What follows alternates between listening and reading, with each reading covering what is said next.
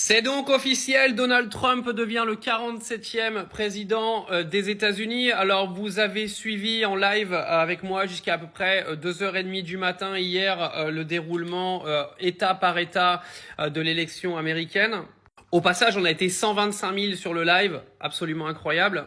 Alors, faut savoir que c'est un énorme coup de force de Donald Trump qui avait été complètement anéanti dans les médias. Il y a eu une campagne médiatique anti-Trump claire et nette, mais cela n'a pas suffi. Aujourd'hui, Donald Trump est clairement un candidat anti-système et on voit qu'il a réussi à convaincre et bravo à lui.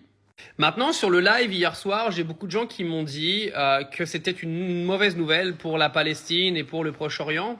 Je ne suis pas spécialement d'accord avec vous là-dessus, car je tiens à vous rappeler qu'aujourd'hui, nous avons un conflit qui dure, qui est un conflit qui est donc financé par les États-Unis depuis maintenant 1 an, mais vraiment de façon très violente. Et je tiens à vous rappeler que ce n'était pas Donald Trump qui était à la tête des États-Unis à ce moment-là, mais bien Joe Biden et sa vice-présidente Kamala Harris.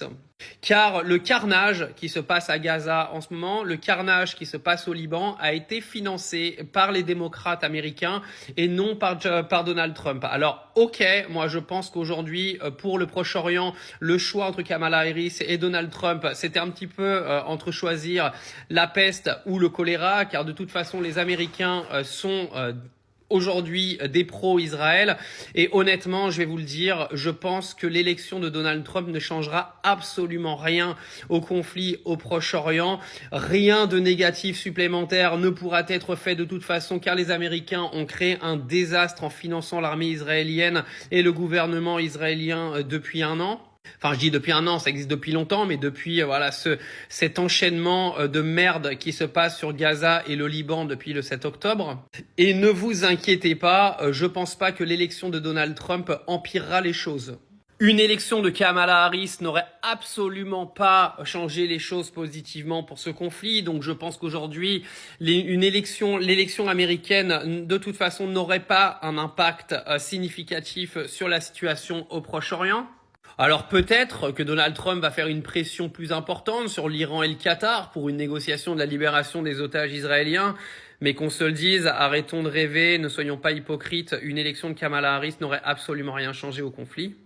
Maintenant, l'élection de Donald Trump est sûrement une bonne nouvelle concernant le conflit entre la Russie et l'Ukraine, car Donald Trump a promis pendant sa campagne, et normalement Donald Trump, les promesses de campagne, il a tendance à les respecter, a promis pendant sa campagne qu'il mettrait fin à ce conflit rapidement. Je pense qu'il a aujourd'hui les capacités d'emmener Volodymyr Zelensky à la table des négociations, parce que Volodymyr Zelensky se cachait clairement derrière le soutien inconditionnel des Américains et de l'OTAN pour continuer cette sorte de lubie, de chantage pour ne jamais aller s'asseoir à la table des négociations avec Vladimir Poutine. Là, je pense que les choses vont changer.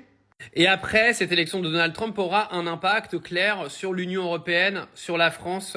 Ça, je vous le raconterai dans une autre vidéo, mais l'augmentation des taxes de douane va être un élément incroyablement important dans les relations que les Américains vont avoir avec l'Union européenne et avec la France en particulier, qui est un pays exportateur d'aviation, de luxe, de vin, de champagne, de fromage.